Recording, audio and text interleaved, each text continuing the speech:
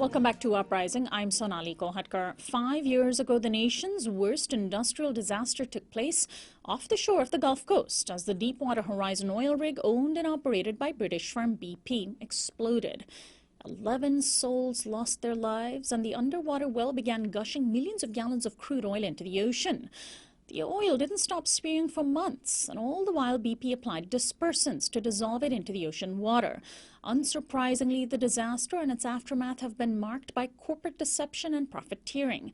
Today, those whose livelihoods were impacted continue to demand justice and compensation, even though the U.S. government reached a $4.5 billion settlement with BP on top of the $14 billion that it spent for cleanup. Meanwhile, the Obama administration has just released a new set of rules on offshore drilling as companies await permits to drill off the Alaska coast in the Chukchi Sea. My guest is Dahr, Jamail, Truth Out staff reporter. He's written a number of books, including The Will to Resist, Soldiers Who Refuse to Fight in Iraq and Afghanistan, and Beyond the Green Zone, Dispatches from an Unembedded Journalist in Occupied Iraq. He's won the Martha Gellhorn Award for Investigative Journalism, among other awards. Welcome to Uprising, Dahr. Thanks, Sonali. Good to be with you. Now, in your latest piece for Truth Out, you write about the BP spill 5 years later, but from the perspective of those who lost their livelihoods and who are suing attorney Kenneth Feinberg, a man who's charged with overseeing compensation for BP's victims. You describe Feinberg as, quote, a fox guarding a chicken house. Why is that a good description for him? How have ordinary people not been compensated?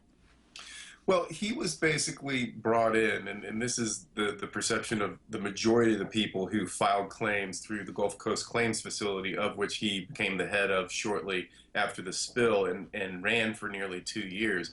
And most of the people along the Gulf Coast who suffered damages, financial, health, etc., and filed a claim, that's where I got that saying from that I wrote about in the article of him being the fox guarding the chicken coop, because they perceived him as being really little more than a defense attorney hired on by BP to brought in and to minimize their liability, because he did things like tried to force through a policy where anyone who worked on a cleanup crew, for example, and earned money cleaning up oil, that money would be deducted from their claim amount. So things like this, and the fact that he was paid $1.25 million a month, his firm was, to run the GCCF. So by the time he finished working for essentially BP, who was paying him, he'd been paid $25 million.